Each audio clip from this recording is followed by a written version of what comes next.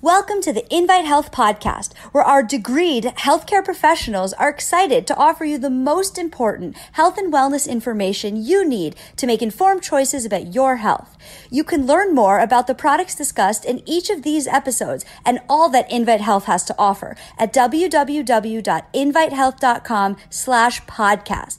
First-time customers can use promo code podcast at checkout for an additional 15% off your first purchase. Let's get started.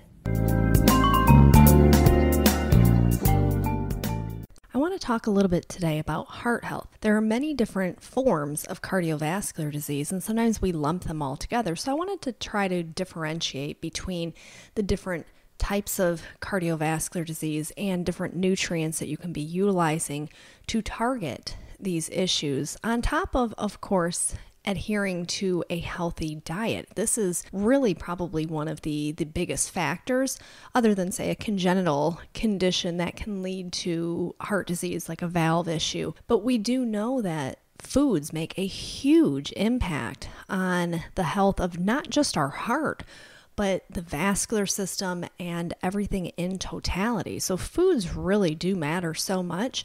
And when people follow a standard American diet, it can really do some significant damage to the cardiovascular system. So we always want to focus in on that. But I do want to talk about some of the different types of heart disease and overall cardiovascular concerns that can arise that many people have heard about, or maybe you have a family member who is suffering with a particular condition. And so sometimes just having a bit more insight into this can be very helpful for you. So I'm Amanda Williams, MD, MPH, and I want to talk about all of the different things that can occur when our cardiovascular system starts to go awry. So we can look at things such as high blood pressure. We know that high blood pressure is incredibly common in the United States and throughout the world.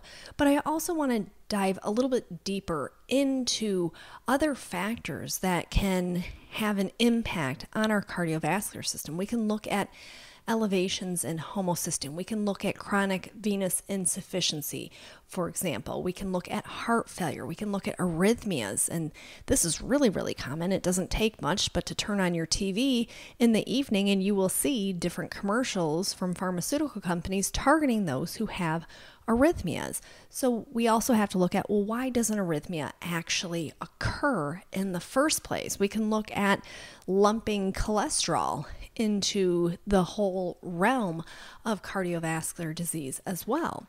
We certainly know things like atherosclerosis is extremely problematic, but we can also look at other things that people can deal with, such as blood clots, which can lead to pulmonary embolisms and strokes. So there's a lot of different things that encompass the cardiovascular system that, for whatever reason, oftentimes the information is not widely put out there by the traditional medical community, and people sometimes are a little bit lost when it comes to, well, what should I be doing? How should I incorporate the right foods into my diet, and what are those foods, and what should I be doing in terms of exercise, in terms of cardiovascular health? So there's a lot of different factors and components that we have to look at. But let's just look at hypertension, for example. And we know that hypertension in and of itself is when you have elevated blood pressure. So a optimal blood pressure, let's just say, would be 115/75. And for many people, we know that that is a hard feat to come by. Now, there's different reasons as to why one would have elevations in blood pressure.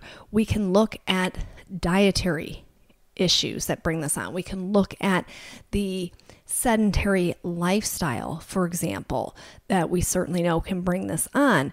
And there are so many people who are on many different medications to try to control and regulate their blood pressure, which oftentimes is extremely necessary in order to make sure that that pressure doesn't get to a really harmful level. So we do recognize that medication is oftentimes indicated for that, but we also have to recognize that many times those medications can then drive up different nutrient deficiencies in the body, which can be a problem in and of itself.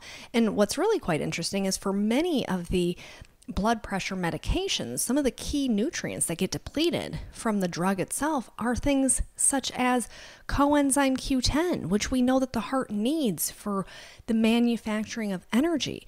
Magnesium, which we know that the heart and the vascular system need in order for skeletal and smooth muscle relaxation. So we know all of these things, but yet these medications are continuously prescribed without saying, okay, if you're on this medication, you also should be supplementing with CoQ10. If you're on this medication, do make sure that at minimum you're taking a multivitamin to cover those gaps. So it's really quite a shame when we think about it. But as a whole, when we look at hypertension, we certainly know that this is probably one area of research where a significant amount of human clinical trials has linked the correlation of diet and hypertension. So this is why I always go back to, let food be thy medicine, because if someone is having a standard American diet with a lot of processed foods, this can really expose you to an extraordinarily high amount of sodium, which can create a situation where we end up with excessive vasoconstriction, which can then elevate the blood pressure. So foods definitely matter, which is why so many years ago they came out with the DASH diet. And the DASH diet is very similar to, say, the Mediterranean diet, but we know that DASH diet is a sodium restricted diet, and it seems to be particularly effective when it comes to those who have hypertension. Now, is the Mediterranean diet somehow higher in sodium? Definitely not. And I actually encourage people, if you just adhere to a Mediterranean diet, you are going to get that full spectrum of all of the key nutrients that the body needs in terms of the fats, the proteins, the fiber, the antioxidants, the vitamins and minerals, which is why it's really quite important that we do make sure that we make those changes. And I always say it's never too late to, modify your diet. It doesn't matter if you're 60, 70, 80 years old. It is never too late to make those dietary changes. Now, when it comes to high blood pressure, there are certain nutrients that we know can be very, very supportive. So magnesium I had already mentioned, and understanding that magnesium supplementation certainly can help to offset a lot of those drug-induced nutrient depletions that the hypertensive medications can bring about. But we also recognize that because so many Americans, 50 to 75% of Americans are low in magnesium, this in and of itself can be the reason as to why someone has elevated blood pressure. So if you have a magnesium deficiency, this could explain why it is that you have high blood pressure. Same thing in particular when we look at arrhythmias. This is kind of one of those really common issues, is when people have a irregular rhythm that occurs and they get put on a blood thinner to try to prevent a potential, life-threatening event such as a stroke. But they never usually look and say, well, is the arrhythmia being brought on because of a magnesium deficiency? And we know that the magnesium is not only important for the relaxation of both the smooth and skeletal muscle, but also important for the electrical conduction system of how the heart itself fires. And so if we have this misfiring, this can cause this irregular heart rhythm, hence an arrhythmia.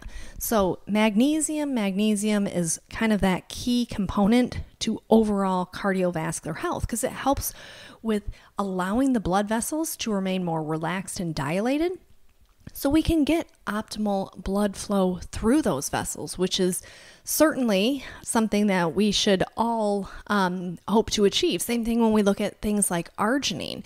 We know that the amino acid L-arginine also plays this really significant role when it comes to the release of nitric oxide. And so the more nitric oxide, the more vasodilation that we have. So these are many times things that I look to when someone is struggling with, peaks and valleys when it comes to trying to regulate their blood pressure. It's like, okay, well, let's look at incorporating magnesium into your supplementation routine. Let's take a look at taking arginine as part of your supplementation routine.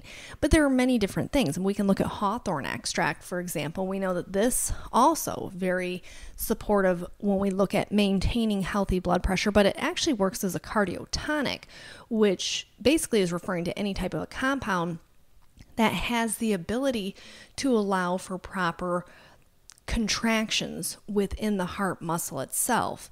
And so if the heart is out of rhythm, having a nutrient such as hawthorn extract certainly can be beneficial, which is why it has been widely prescribed throughout Europe for managing things like mild heart failure. And this is really important to kind of take note of, that there is this extract, this natural extract that provides this really powerful way to allow the heart to function. It has this biologically active components to it, and these powerful flavonols and polyphenols that really help the endothelial cells. When we talk about the endothelial dysfunction, so the lining of those blood vessels, we know from clinical research studies that hawthorn extract plays a significant role, not only in fending off the oxidative stress that is bringing about more significant damage,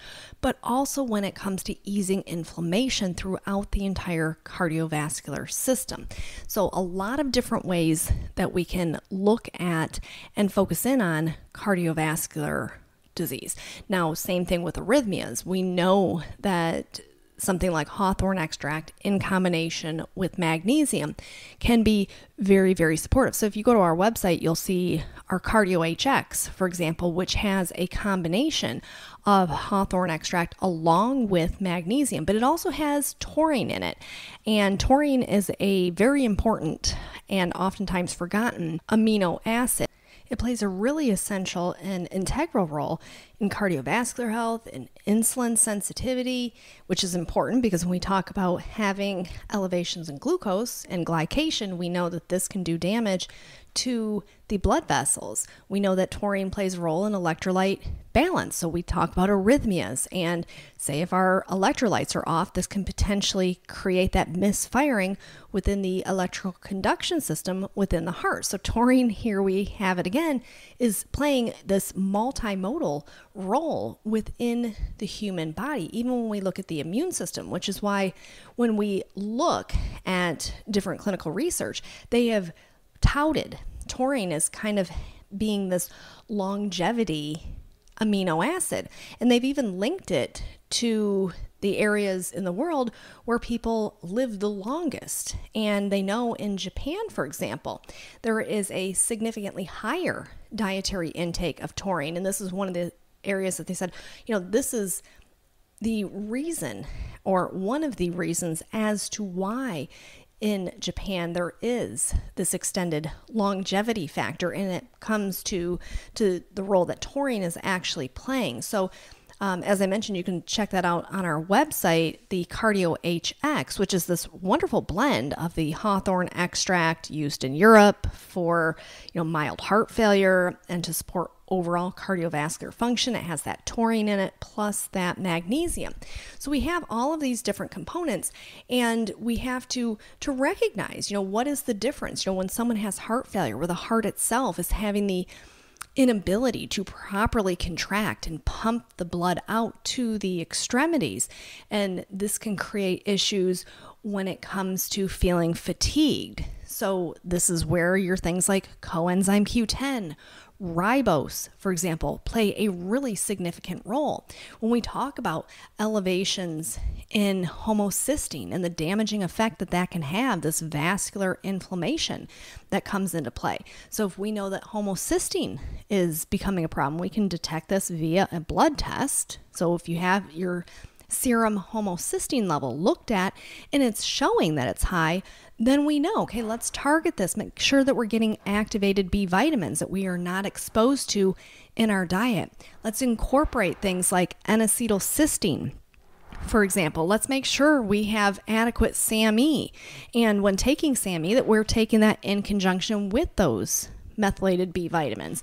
So all of these things are really, really important when we look at chronic venous insufficiency. This is when we look at things such as grapeseed extract and resveratrol and horse chestnut, for example. So if you look at our Veins HX formulation, very beneficial for supporting the overall vascular integrity. So there's a lot of different things that we can be doing to make sure that we are strengthening not only the heart itself, but the entire cardiovascular system.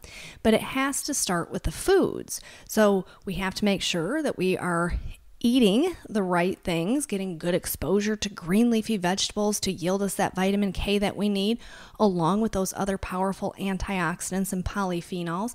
We have to make sure that we get adequate magnesium and taurine. And if we are not getting adequate magnesium and taurine, that we are supplementing with those.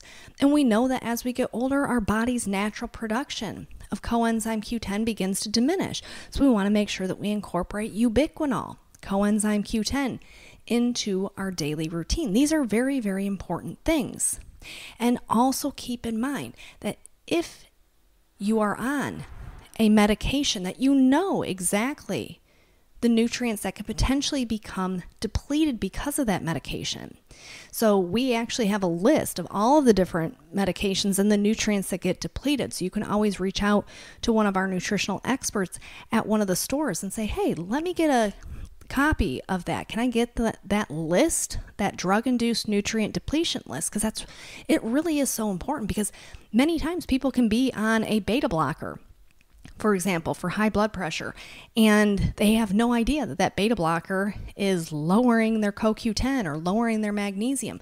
So this is why the more you know, the better off you are. So the heart and the cardiovascular system is very, very complex, but there's so much that we can be doing to yield ourselves a much better means to support that system and give ourselves that opportunity to have that longevity factor and age gracefully and support our overall wellness. So that is all that I have for you for today. I just want to thank you so much for tuning in to the Invite Health podcast. Remember, you can find all of our episodes for free wherever you listen to podcasts or by visiting invitehealth.com/podcast. Now, do make sure that you subscribe and you leave us a review. You can follow us on Facebook, Twitter, and Instagram at Invite Health. And we will see you next time for another episode of the Invite Health podcast.